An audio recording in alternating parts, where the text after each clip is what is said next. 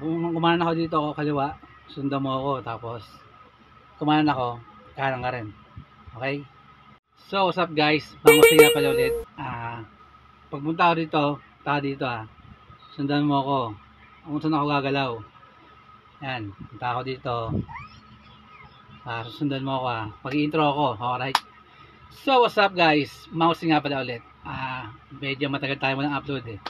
Pero for today's video, meron tayong i-upload na i-flex na gadget para sa mga vlogger, small vlogger na kagaya ko na walang cameraman kasi minsan gumagalaw tayo tapos hindi sumusunod yung camera natin eh.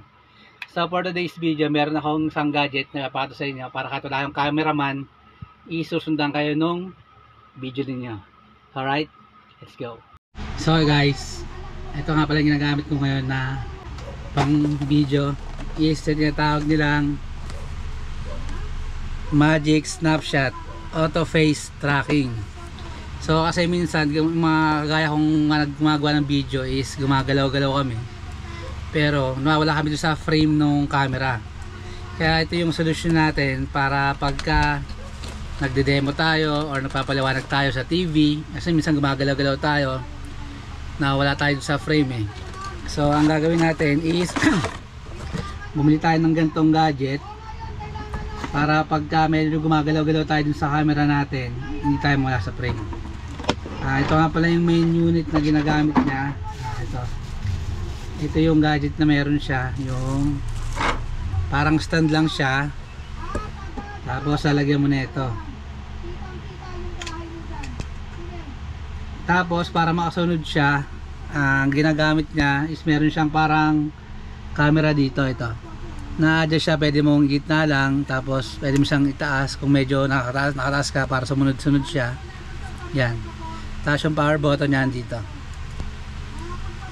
Tapos meron siyang kasamang mini manual, yan, naka-translate naman siya sa English saka sa Chinese, hindi natin maintindihan yun. Tapos meron din siyang charger na USB type. So papakita ko sa inyo ngayon paano siya nagpa-function para pagka gumawa ka ng video, gusto mong na gumagalaw-galaw ka, hindi ka mawala doon sa frame niya, is magamit mo siya, gumanda yung video mo at hindi ka mawala sa frame. Alright, so yun guys, sa una is kakabit ko muna yung cellphone dito sa cellphone holder. Yan. Sa cellphone holder na siya, yan. Tapos pag umpisa natin, press mo lang to, long press mo lang. Tapos magiging kulay green yung indicator nya. Yun, gagalaw-galaw na yan, i-detect niya kung nasaan ka. I-try natin mag-capture yan.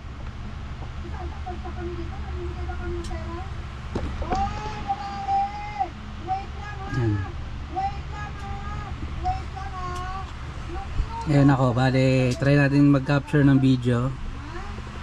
Yan. Pagka gumilid ako, susunod din yan.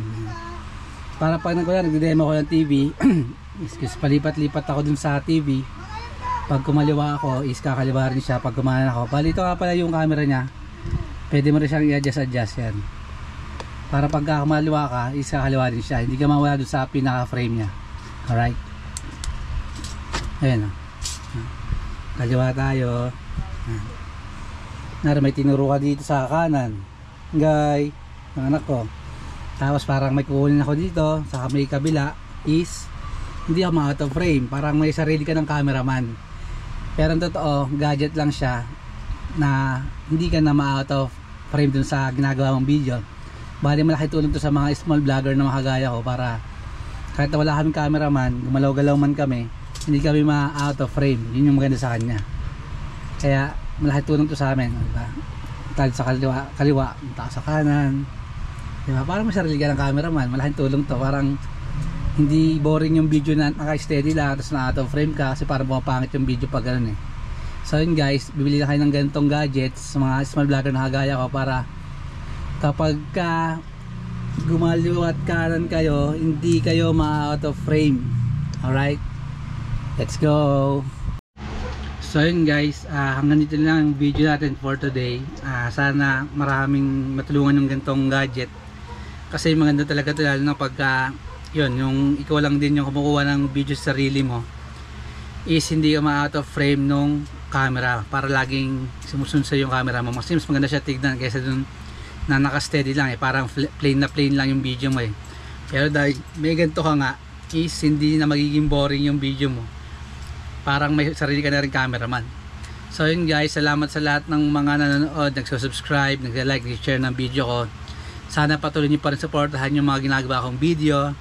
Sana wag kayo magsawa na supportahan ako. Tapos please don't forget to like, share, and subscribe.